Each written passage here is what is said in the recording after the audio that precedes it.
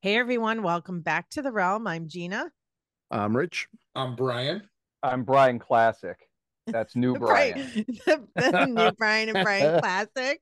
Yeah. Nice. Original NG. formula. We could do NG and OG. Yep. That's what we should do. I won't remember that.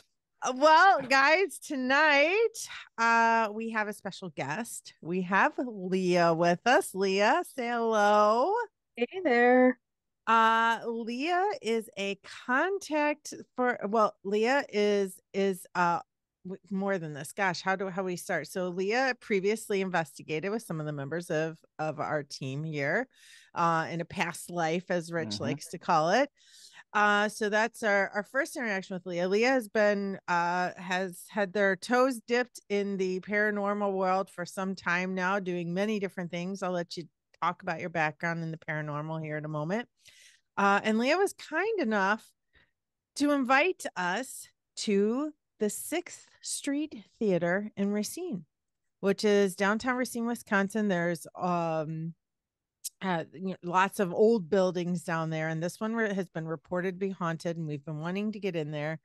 And Leah invited our team to come there, and we were so excited, and we are so grateful for that opportunity. So, Leah, first to start off, why don't you tell our listeners a little bit about your history in the paranormal, and then you can go straight into the history about the Sixth Street Theater. Sure. So I would say my history in the paranormal probably started a number of years back, in a previous life prior to the move to what I call North Dakota. I moved to North Dakota for about 3.5 years, but prior to that, I started getting pretty heavily involved in looking into paranormal research and evidence and really learning more about it. Once I moved to North Dakota, I would say that world kind of stopped because where I lived in North Dakota was like a rural area. It's called Williston. And while there was hauntings there, they didn't want to talk about it. It was very kind of old school, kind of Hmm. hush hush. Like we don't talk about that stuff around here. Hmm. So it was hard to really get in and like say, hey, can we check this place out? But there was definitely some experiences I had out there. Moved back here in 2019 to my hometown of Wisconsin. I actually live right now in Franklin, but I grew up in Bayview, and that's kind of my whole hometown there. And got started with a team, met a bunch of people, and here I am, hooked up with some of these same people again. It's kind of a small world, I think, in the paranormal world. And And you did yeah, tours previously, correct? Were you doing I tours? Mm. did. I did. I was a haunted tour guide in downtown Ooh. Milwaukee. I did what, if you ever looked up City Tours MKE, they do a haunted history tour, and I was one of their guides. So I Awesome. would go around downtown and talk about the different areas that are said to be haunted in downtown Milwaukee, like the Pfister Hotel and City Hall and things of that nature. Cool.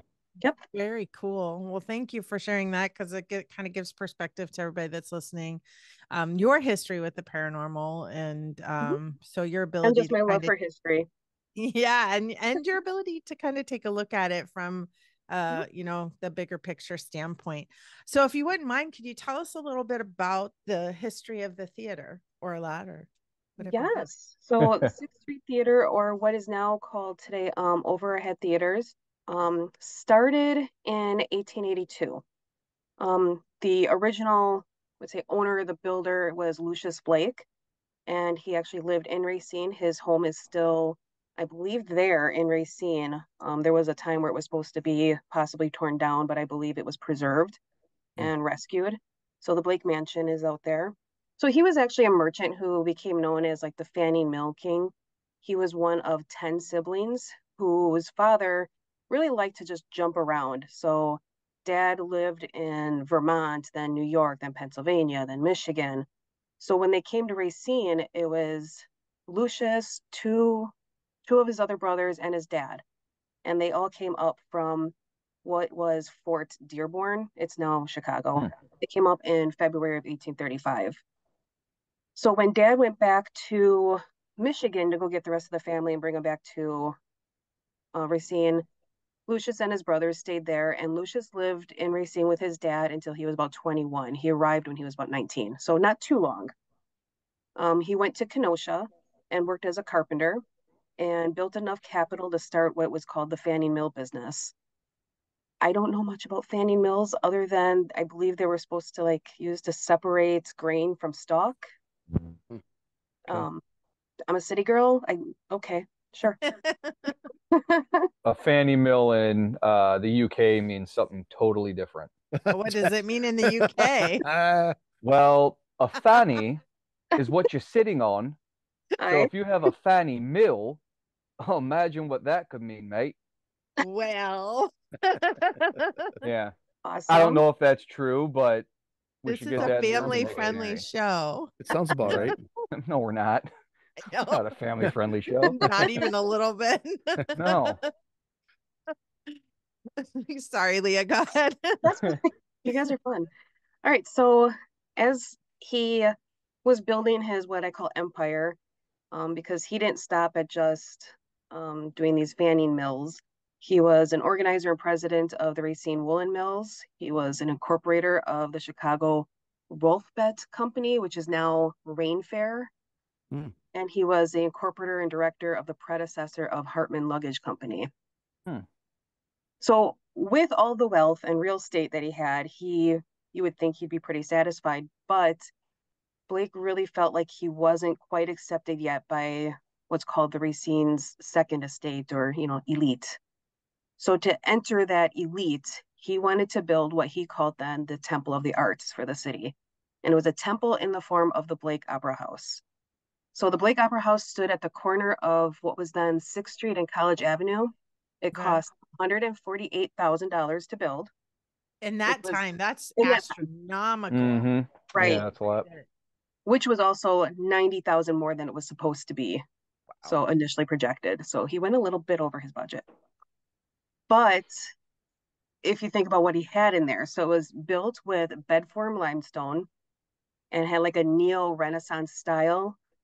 And those citizens that were living in Racine at the time were called it a hall that looked like it belonged to a European king. He had artists that were imported from Europe to decorate it with Italian chandeliers and French tapestries and expensive paintings all over, which makes me sad to talk about what's going to happen later because Ah, that was just lost. Yeah. So, excuse me, I'm getting over cold, so I'm just kind of coughing along. okay. So the theater actually staged what was real drama, what they called back then real drama, with actors talking in conversational tones. So kind of what we're saying now is your typical play. But they didn't do that back then. Their plays were mainly like a black box with painting behind them, and it was like a painting that could have been used before 100 times over. It was like a black drop. He had theaters where people from New York were coming in to build three-dimensional sets, which is what we know now of theaters, but that's not how a theater used to be. So that was like a big thing for Racine. It was like bringing New York stage to Racine. Um, and the Blake Opera House was built in 1882, which, for those who know the history of Racine, was on the tail end of that huge fire that destroyed a good portion of Racine in 1882. So it was kind of like a sign of optimism when this was built. It was a three-tiered opera house and was able to seat 1,250 people. Wow. Wow. Wow, that's big. It is. Sadly, December 28th of 1884, they just finished the show called The Beggar's Student, and it was just going on hours prior to about midnight. And that's about when the first flames were seen. And above those flames, when they didn't have, you can call the fire department right away. Um, a police officer who happened to be doing his routes and walking around saw the first couple flames, and it wasn't until about 1:05 that the first alarm was sounded. Oh, And by man. 1:15 a.m., 6 streamers from the fire department were trying to pump water on the blaze. And interesting enough, one of the streamers had the name of Ellis Blake.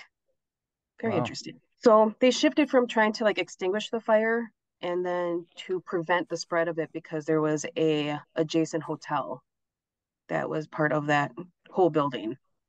But the winds and how cold it was at that time, December, it made it very hard to stop the flames. And unfortunately, the building was a loss.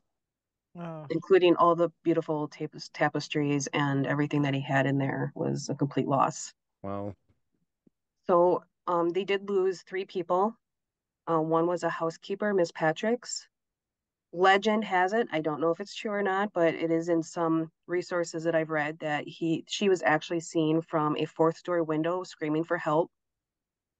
People were telling her to jump, and then an explosion happened, and they never saw her again. Ugh. And then she lived in the servants' quarters, which was in the upper story of the hotel, and she wasn't able to. They weren't able to make it to her. The other 2 were the husband and wife that were actually part of the Thompson Opera Company, who were running the show that was playing that night, and so they were 2 of the actors. That was Mrs. Glover, and they actually were not recovered for several days, and then they finally were found again, according to some sources, or maybe it's just like a love story type thing, but they were found clutching one another. So, Interesting. I mean, whether it's a tale as old as time or not, it's nice to think like that's maybe what happened, you know? Mm-hmm. right. So they didn't get much of insurance money. The estimated damage was $197,000. Wow. So, and parts of the opera house were sold off to the highest bidder. Coins found in the wreckage were sold off to like spectators. And the Thompson Opera Company reported like $6,000 in damages, and multiple benefits were hosted on behalf of the survivors. Hmm. So that is the tragic tale of the theater. Again, it was built up and it was actually the site of the first YMCA that Racine had, and then has then shifted hands multiple times. And it is now storefront property and now a theater. Well, Once I again, think it's pretty amazing that it's kind of circled back to becoming a right. theater. Mm-hmm. Yep. Now, I think that when we were there, did AJ mention that at some point when it became a storefront, there was a luggage store there? Was that tied Yep, into the luggage from that family, or is this a different? correct. It Yep, was okay. Oh, yep. oh, that's cool. So then, as far as since it's now become the new theater, so it's went through many changes in that building. hmm What about the haunted history at that location? What do you know about that? So some of the haunted history that I've heard of, and I won't say I started working there just because I was all excited it was a haunted theater, but I will say that it was maybe one of the reasons why I wanted to work there. Um, I've been hearing that a lot of voices are heard, things get moved, especially backstage. Um, More of like the feeling that you're not alone there, but definitely voices are more often or more common. And then what we'll probably talk about later, I think we'll talk about are the seats that are like up and down. There has been another person that came forward and told me a little story about those seats as well. So, Yes. So we'll have to have you interject at that time. yes. Has anybody seen any shadows there, or had any have been touched or anything like that? I feel like there's more that happens than what's being said because when I talk about something, I kind of get people looking at each other and they'll smile and go, uh-huh. Okay. But they're not like really coming out with more. It's more like, It's kind of like one of those things, like if I don't talk about it, it's not happening. Mhm. So that they continue to function there. right. Well, So there is the joke. Before I even said anything to one of the managers that was there, um, I made a joke and he was like, oh, it's that ghost that's around here. And Rich and I were like, well, we were just here investigating. He goes, oh, for real? Because I wasn't kidding. I was like, no, I'm not kidding either. Well, I know that our team had, I think everybody's here that investigated except for Danny. Mhm. So I know that our team had some experiences. Who wants to go first talking about their experience?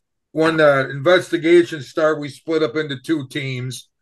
Gina was monitoring base camp, if you want to call it. Rich was roaming around with his recorder, just kind of bouncing around the whole theater.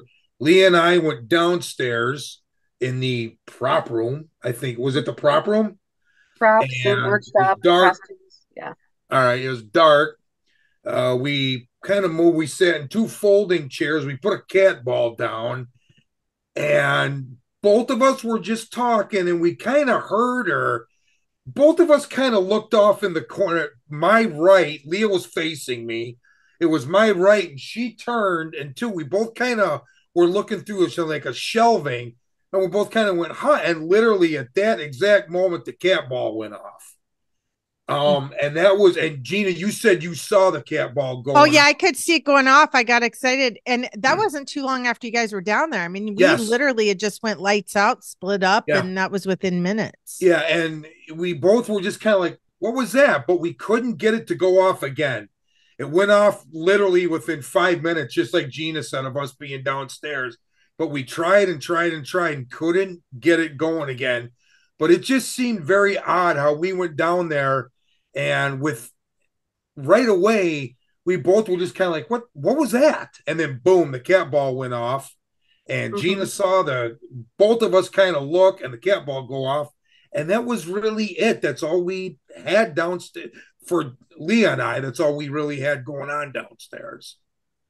Yeah, I know that because I ran downstairs because I wanted to move the cat ball a little bit because it was barely in the frame of the camera.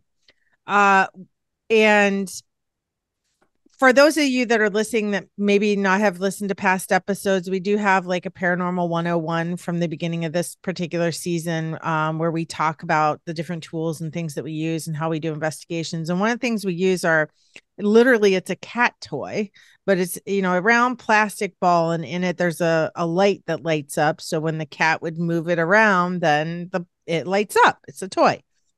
So we use it as trigger objects or objects for what we hope to be spirits to use their energy to make that light up and to like communicate with us on, you know, asking them to light it up. They light it up. So there would be literally no reason for this to light up because you guys were across the room. So let me just give a layout. When you walk into the theater, it's a very small storefront. And then you go through these two double doors and you go in the theater. Leah, do you know how many seats are in the theater? 82 or 87, one or the other. So it's a small theater. And then that's to the seats are to the right and that's to the left. And then you have behind stage. And then you go, you know, behind the stage and you go down in the basement. And it's like the full length of this narrow place, and then the sound booth and stuff is beyond the chairs. So downstairs, the basement area where all the props are, it's a very, very long basement, and there's two separate rooms to it. So Brian and Leah was in one of the rooms. We had the camera facing towards the steps all the way at the very back of the room. So you guys were back towards the steps. The ball was closer to the camera on the other end of the room. So like the hallway. So you guys hallway. Nobody was there to move it. No, I believe Brian will talk a little bit more when when him and Danny were downstairs. You know, like I don't think we even saw any signs of mice or, you know, critters or rodents or anything that could have, you know, moved the ball. There was no reason for the ball to be lighting up. And it was still, there was no breeze down, nothing going on down there. And had there been a critter, mouse, whatever, we would have absolutely seen it too. Yes. We would have been able to pick that up on IR, especially their little beady little eyes would have showed up on the IR. So did you guys have any like weird feelings? Did you have any cold spots when you were down there? Leah, did anything happen for you when you were down there? It really didn't. I felt very, I don't know, nothing happening. Like peaceful. Like just it was almost like a moment where something captured our attention at the exact same time, but we couldn't really say what. We both looked that direction. The cat ball went off, and then we didn't feel anything after that. Almost like something was passing through, maybe. Yeah, that's exactly what I thought. Because both we saw it through the shelving. We were both kind of looking at the shelving, like, what was that? And that's, you know, the cat ball was going off at the same time. Well, we couldn't identify, and it was really quick. Yeah, but just somebody passing through. Exactly. And just at the same time, both of us just kind of, you know. What was that? Caught our attention. Yeah, just like Gina said. Yes. Well, I can say at base camp, so Rich was hooking up the cameras in the beginning, and Rich turns on the cameras as we're hooking it up. At some point, I'm not touching it. We have a camera in that room. At some point, the cameras just aren't working. So the whole first half of the investigation, even the part where you guys were downstairs when the cat ball lit up, we didn't get any of that. It's gone. Rich and I went to look at it. It's literally missing. Now, this is a brand new camera system. It's expensive. It's nice. It's like we've used it multiple times at this point and have never, ever, Rich, we've never had this problem, right? Like not ever. Not where I lost anything, no. Interesting. So, and it was literally as if it was just like as soon as the video was started to record, it was gone. Because at some point I look at the screen, none of the cameras are recording any longer. So I hurry up and quick hit record so that it starts recording, and then it records fine the rest of the night. Mm-hmm. So, and at that same time, I think we were getting, it was weird because it happened just before the cat ball stuff happened. So I have no idea. And at that time that the cat ball stuff was happening, I'll let them talk about things that were going on upstairs. And so as we haven't gone through all the evidence yet, but as we do, I'd like to pair the timing of these things up to see, you know, Sure. if anything aligns. Rich, what did you experience? So you and I kind of were the independent ones that night. I stayed at base camp. You kind of just, you know, went around the whole place and kind of did your own thing. Yeah, I started out by begging for people to talk to me for our podcast, and I didn't get anything for that. But They didn't want to be interviewed. It was funny though. I was selling it pretty funny. hard. I was doing some dad jokes. I didn't get anything with that. So it was pretty. And what I was doing is I was doing a live EVP session. So I had my headphones on when I had the recorder going. So the I'm theory glad you're behind that talking is, about that. I was going to tell you to kind of talk about that because yeah, that was kind of cool. It's the first time I think I've done it in a long time. Mm-hmm. I kind of like doing it that way because if I did hear something, I could tag it right away, and it made it a little easier listening back to it. Because if we were there for 4 hours and I listened for 4 hours and I know what I heard, I can tag that, and it kind of saves time on the review later on. I can go back and I can double check my stuff. Um, it worked pretty well. The things that I did catch, I was able to go back and listen to in a better setting, and able to verify or deny against our other stuff which we're using, because we're using body cams and different things like that all have microphones. The DVR system, those cameras have microphones, so it's easy if you catch something on one, you can go back and go, oh, did we catch it on this as well? Did we not catch it on this? But I started out over by that sound booth area, um, and I sat in there for a little bit, and it didn't get much. Uh, didn't hear much. I could hear a lot of outside noise, but there was a door right there. But it was easy to tell what was going on as an outside noise, I thought, because especially with the headphones on, you could, it was amplified, obviously. So I could tell what a car was. I could tell train in the distance. I could hear an airplane. I could tell the stuff outside, and I was able to tag it. So, and I could hear what was going on in the room because I could hear BJ and Danny in the other room. You know, I didn't really hear much from Leah and Brian in the basement. I couldn't hear them too much. So there was a couple times maybe we thought we did, but listening, I really didn't hear anything from any bleed through from the basement. Yeah, when we went down in the basement and we were down there, we commented on that several times that we're like, we can't hear anything upstairs. Yeah, it was pretty It soundproof was, in the basement. You could yeah, it tell when was you pretty, went down there. yep. I moved to the seating area. Now, mind you, Brian and Danny were in that seating area probably, I think, 30 minutes, if not longer. Yep. Yeah. And when they moved, I said, okay, I'm going to go out there and sit. So I went out there and sat down. I just picked a chair in the corner. I sat down and I waited, and I just kind of was doing my normal thing, you know, talking, trying to get somebody to respond to me, do this, do that. I could hear those two walking around a little bit. At one point, I could hear the music box go off. Mm-hmm. Of course, it draws my attention because I hear the music box go off, but then I can hear them talking. So I know it's them walking in front of the music box. So, okay, they're walking in front of the music box. Um, I start I start by saying, "Can you move something?" I said, "Move a chair. Make one of these seats go move or move something, make a noise so I know you're here." And within, I don't know, 10 seconds, the seat next to me slammed down and scared the shit out of me. He Not that I goes, was scared, "What'd scared, you but say?" it surprised me because I was like, I didn't expect, you know how many times I've we've done never heard you that startled ever. You know how many times we've done this and we've asked for something and you get nothing? So Mhm. for me to, whether it was a coincidence or paranormal, the fact that I asked for something to happen and I specifically said, make a chair move, and it did, just Mm-hmm. kind of All I shocked. hear is, "Holy shit!" We It's we heard surprised. him yell "Holy shit," and we're like, "Oh, something must have happened." And he's like, "God damn, holy shit!" And he kept going. I go, "Yeah, we should probably go out there and look and see what happened." Now, like I said, paranormal or not, I don't know. I mean, they're old seats in there.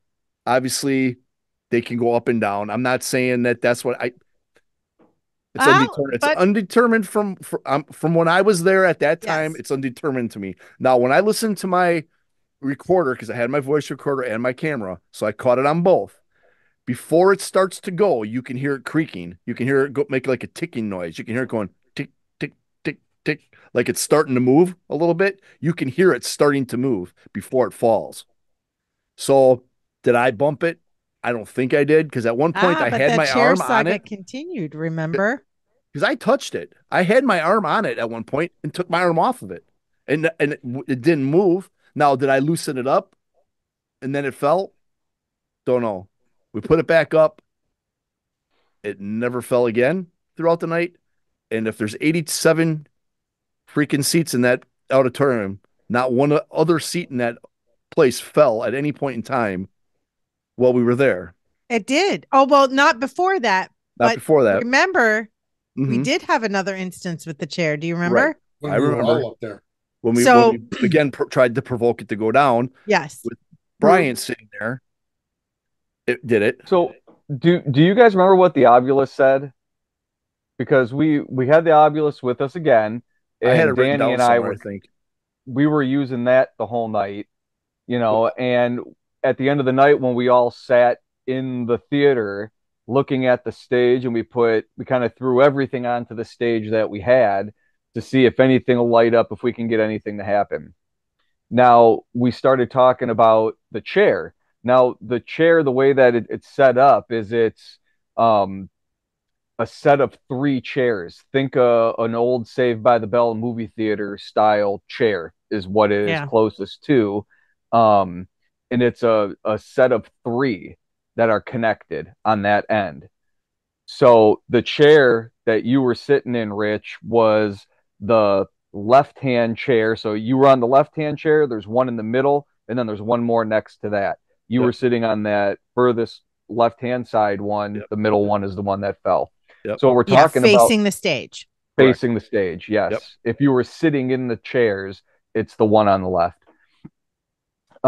So we're talking about the chair fiasco, and I think I was probably talking shit about it or something like, yeah, right, the chair fell down, big deal, you probably bumped it, what the hell?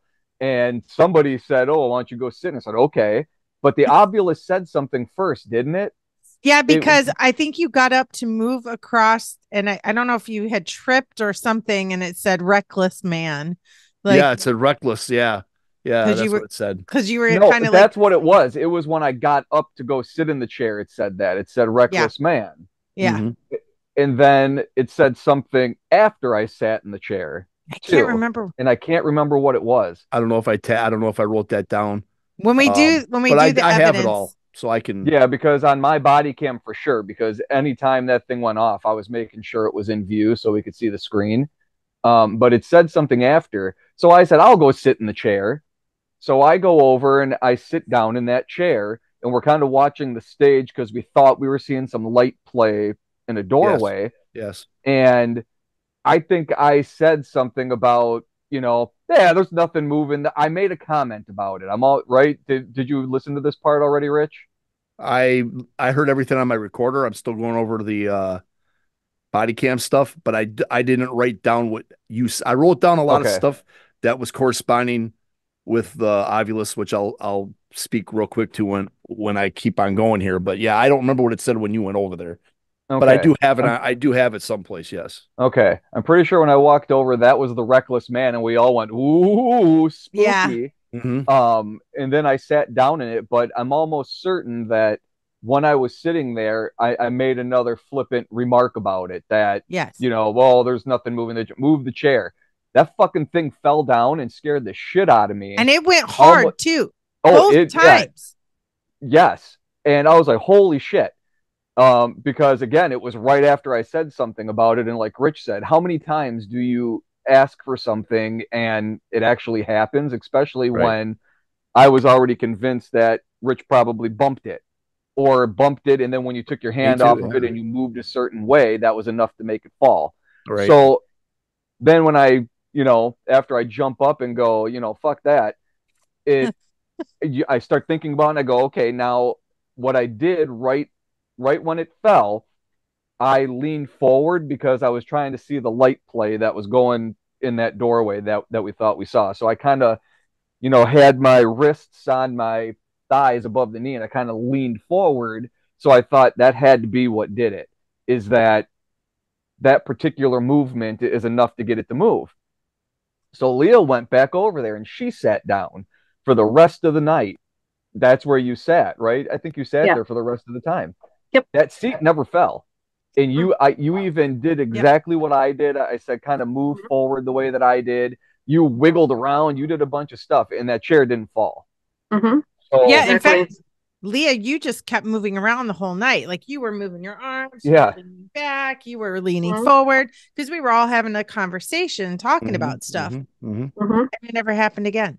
yeah. Right. So again, it's not saying it's paranormal, but it's a Very funny coincidental, coincidence. and Coincidental. I mean, Mm-hmm. but very coincidental that both times we specifically asked for it to do something like that, it did exactly Yeah, that, and it could have done any chair, but it kept right. doing one Exactly. right That's. next to where we were sitting.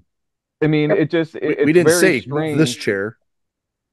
It's just really strange that you can sit there and you can wiggle around and you can really jostle that seat around Right. and not get it to fall over. So Right. it's And we it's all really sat in hard chairs. to know, We all Yeah. sat in chairs at the end of the night in there, and none of us had one next to us fall down.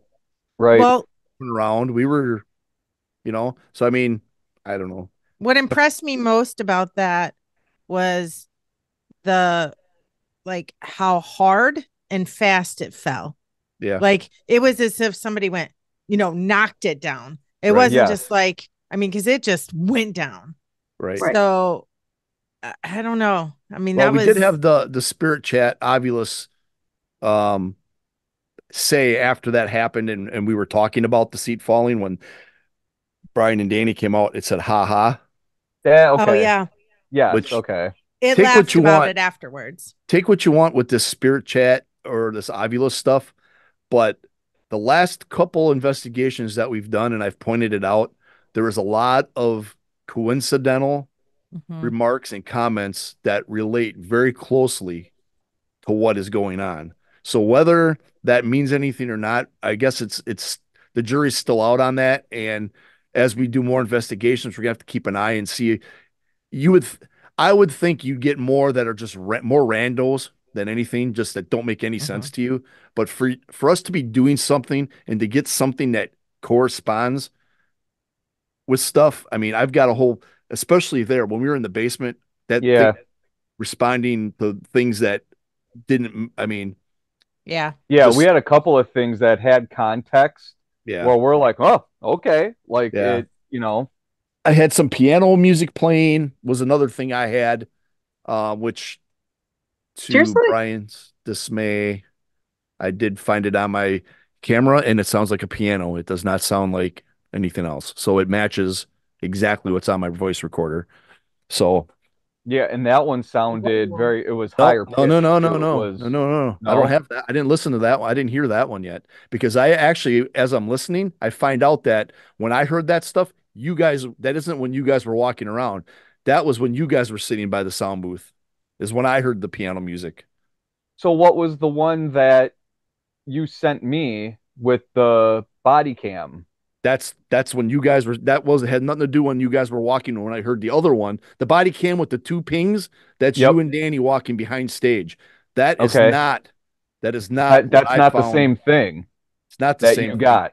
It's a totally Okay. different time because right before I hear it, I say BJ and Danny are in the sound booth there or over there. Yeah. Then I go, Okay.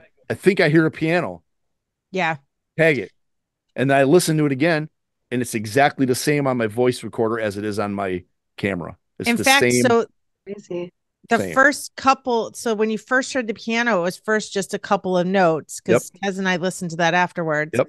And then directly after that, by like 12 seconds, Yep. you can actually hear a quiet melody playing Mhm. of Yeah. the piano. Yep. And So me and Brian that went was back and pretty forth cool. on that Yeah. Yeah. because I It. found another one watching his body cam when they're walking around, and it sounds like a higher pitched Mhm. tone of Like just two a keys, ping like a ping. ping, Yeah. ping. And they don't say nothing about it. No. And I never hear it again. And I'm like, what the hell piano was that?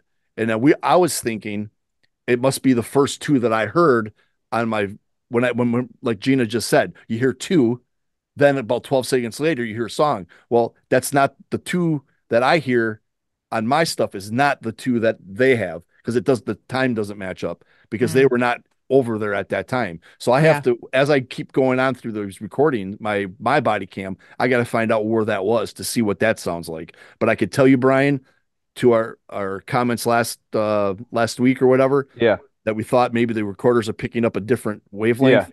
Yep. I can tell you that is the exact same as the body cam. So Okay. it's not Ah, making up a Okay. sound. It is the Okay. same sound. And that's where that's good Yeah, because I mean yeah, it is that good. was that was our questions and at Oshkosh we're picking it up on one voice recorder but not on any Right. of the other So recorders that we but now have we on the have cameras. cooperating yep, I equipment. was able to find that and it does Right. match. So we know that it is recording the correct, it is Yep. recording the same wavelength or the same tones. It is exactly the same. It is not different. So And it's an that's Very ambient cool. sound because yep, you're picking it's it up ambient sound, correct. on both That's really things. fucking So it's cool. That's Right. cool. yeah. We moved to the basement. We had the cat ball light up a couple times. We tried to make that happen, kind of like they did. It didn't make sense what it was doing. You could No, stomp around the it. first time it did it is when Gina came down the stairs and we Yeah, thought were the stairs doing it, but we Yeah. tried you all could. that stuff and Yeah. we Yeah, you couldn't get it to go. couldn't get it to do it enough on command. It would do it. There was a couple times the actual spirit chat said stuff about the ball, and we were remarking about how it works, about a button on it, and the Hmm. spirit box said a switch instead of a button. Just some really weird stuff that we'll release later when we do our evidence. And not that it's even paranormal, but it's interesting, like I said, to the fact that it relates to what was going on. And it's just odd to me for a random word generator to randomly generate that many words that correspond to what you're doing. I mean, I would think you'd get a lot more random words that make no sense at all. And you'd be like, what the hell is that saying? Because we did get some of those, but we got a lot more that made sense directly to what was going on. So it was very interesting, I thought. Um, and then after that, we didn't have much in the basement in terms of any type of weird stuff going on. I didn't get any weird feelings down there. It was We real, thought the temperature at one point, but we yeah, noticed that when you go from where the stairs are, there's yeah, a window and you yeah. could tell the temperature change just from that. So it's, you could Yeah. be getting something that goes right down those stairs Hmm. back to where we were. It was pretty soundproof down there, I thought. I mean, you could Yeah. tell when you walked down the steps.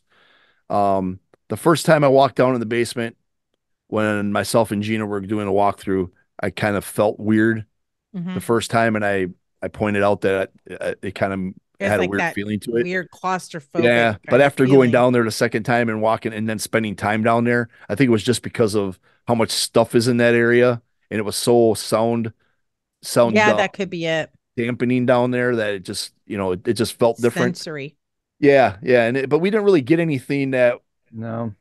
just some weird hits that we can debate left and right, just like anybody else is going to debate it, whether it's paranormal or coincidence type stuff. We didn't Yeah, get and You We're know, gonna finish going through. We have several investigations that we have to finish all of our evidence. So for those of Mhm. you listening, we're putting out part ones basically of all of our investigations just so you can hear about them. We're gonna devote the next month or two to getting all of the evidence gone through, putting together all of the evidence and putting it on audio and video to be able to share with you guys, and do another quick like podcast. We're going to talk about it and we'll release those during our break. We're getting ready to go for our winter break, so we'll be off until March, but we'll put out little morsels during our break with some of this evidence.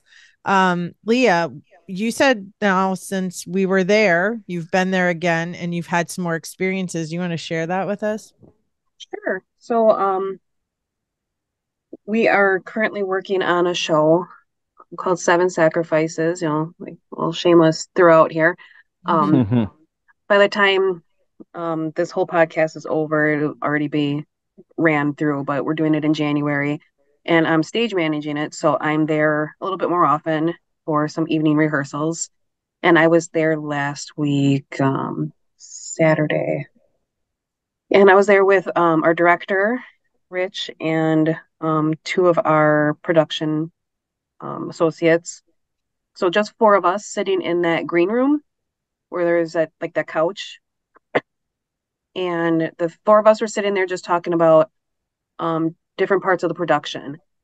And on two different occasions, I heard kind of like a male coughing sound.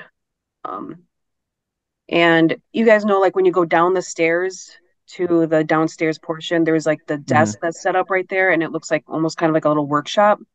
Mhm. how loud So was it? it Was was it pretty loud? echoey. It was Was it? not My loud. gosh, because we caught a cough and Echoey. we I caught couldn't. a cough, Okay.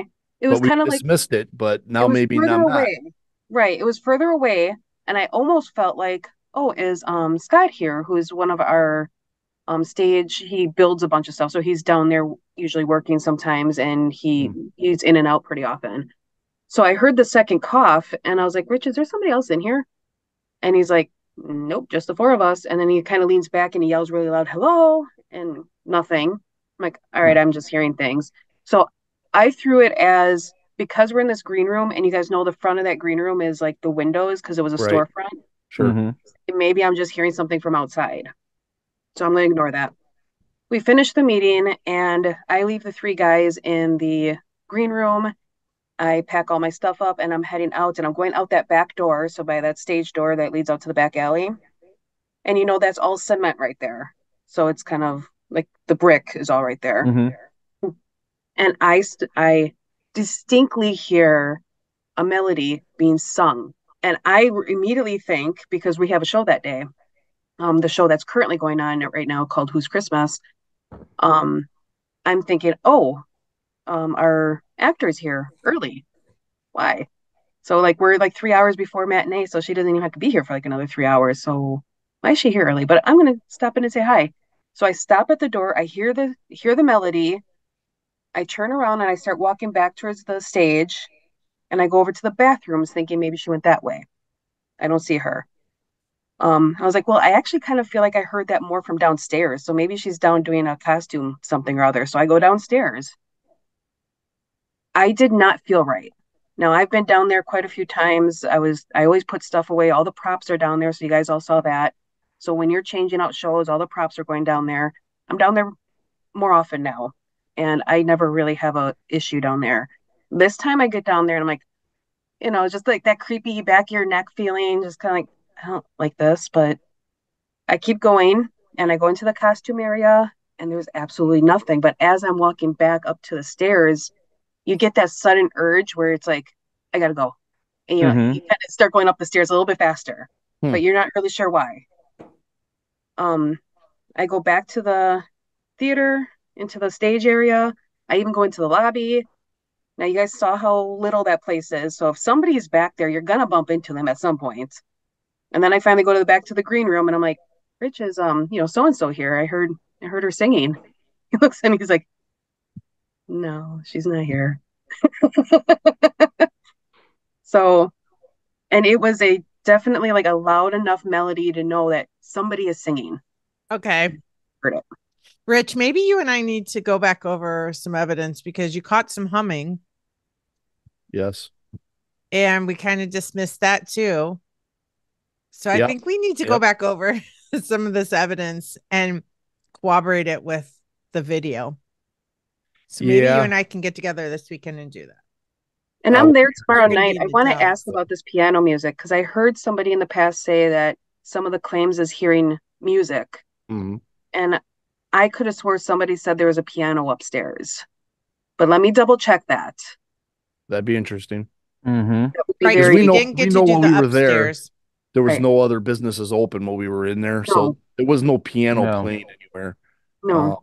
So They don't even interesting. have a piano on the theater Yeah, stage. 'cause I didn't see one anywhere. No. That was one of the things we were saying. We were like, oh, there's not even a piano there. Right. Yeah. And on top of, some of the other things we caught, there was some whispers on the EVPs, right, Rich, that we need to kind of really listen to. And then, we had the weird things happen with the cameras. When we were all sitting in the theater, if you remember, we heard sounds behind the stage. Do you guys remember that? We heard some kind Yeah. of noise. Mhm. Actually, I heard it, but we couldn't, like, nobody else. I think one or two other people might have heard it, but you can definitely hear it on playback on audio. So, like, when you listen to the recorder, you can definitely hear it. So not everybody had heard it that time. So again, like, just mysterious little noises. Right. I mean, I think it would be cool to like set up cameras all night there, whether or not we could spend the night or just Right. let our cameras run all night. That would be kind of cool. Because I would really, I mean, we only had a few hours to Yeah. investigate. It was interesting. It And And was a Rich very did say interesting that we place. were invited to come back and do longer if we needed to, if we felt like really, we found enough. Yeah. Cool. Yep. That was a cool you place. brave I mean, souls are going to stay the night and there. just the history Oh, I part of totally it. would. Really. Oh, yeah, Um, I'd say. Was there anything else, Brian, that either one of the Brians that you guys experienced that you want to mention? No. I didn't have anything either. Nothing. Just nothing at all, with the exception of downstairs. Well, I can say it was a very cool place. The history is very cool. We've been talking about wanting to get in there for months. So whenever Leah had reached out to Brian we were so excited because it was something that we were actually talking to a whole other person about, trying to get in touch with somebody at the theater to be able to do it. So it was just kind of meant to be, I feel like. It was a great place. We were very grateful we got to go there. So I want to do a plug for the theater. The theater's been there for a long time. It is funded by the ticket sales and donations that they get to the theater. So they do a great job. They always have productions going on.